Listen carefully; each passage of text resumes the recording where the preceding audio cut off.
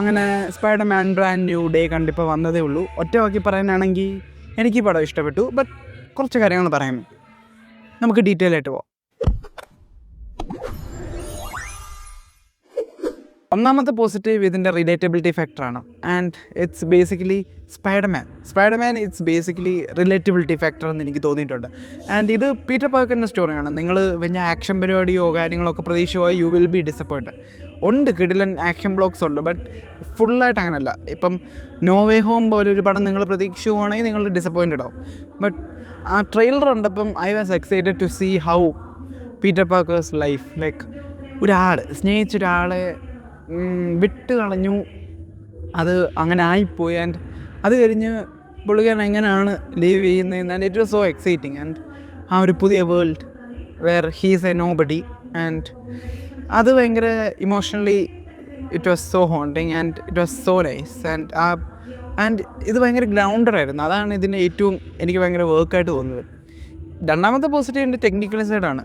Marvel cinema, അതും അവരുടെ സിഗ്നേച്ചറായിട്ടുള്ള സ്പൈഡർമാൻ മൂവീസിൽ it will be nice. Like എൻ്റെ ഫൈറ്റ് കൊറിയോഗ്രാഫി ആണെങ്കിലും കുറേ സീൻസൊക്കെ കുറച്ച് അടിപൊളിയായിരുന്നു. എസ്പെഷ്യലി VFX സൈഡ്സും. അത് പിന്നെ MCU ഫിലിംസിൻ്റെ, അതും ഞാൻ പറഞ്ഞില്ലേ, സ്പൈഡർമാൻ്റെ ഫിലിംസ് എപ്പോഴും അടിപൊളിയായിരിക്കും. And they did A great job.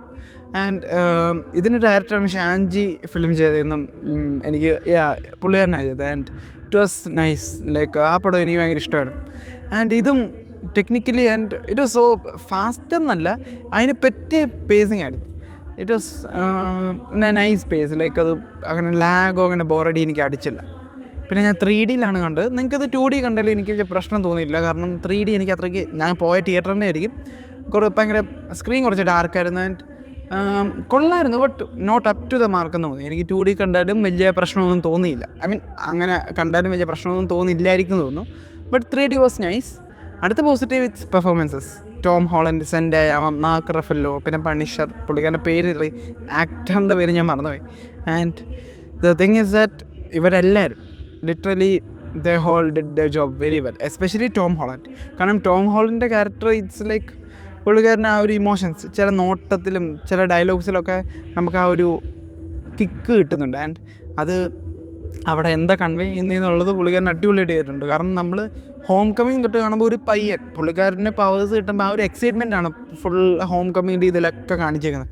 And അത് ഇവിടെ മാറി he's a man, like not a matured man, but he's a man, like he's accepting things and he's letting things go. Like പുള്ളിക്കാരൻ അത് ഉള്ളിൽ അടക്കി പിടിച്ചെന്നല്ല, അത് പുള്ളിക്കാരൻ പൊരുത്തപ്പെട്ട് ആ ഒരു ക്യാരക്ടറിൻ്റെ ആ ഒരു ഡിഫറൻസസ്, ആ പീറ്റർ പാർക്കർ ക്യാരക്ടർ പുള്ളിക്കാരൻ പോർട്രേ ചെയ്തേക്കുന്നത് വളരെ ഭയങ്കര കൺവിൻസിങ് ആയിരുന്നു. And it was so nice.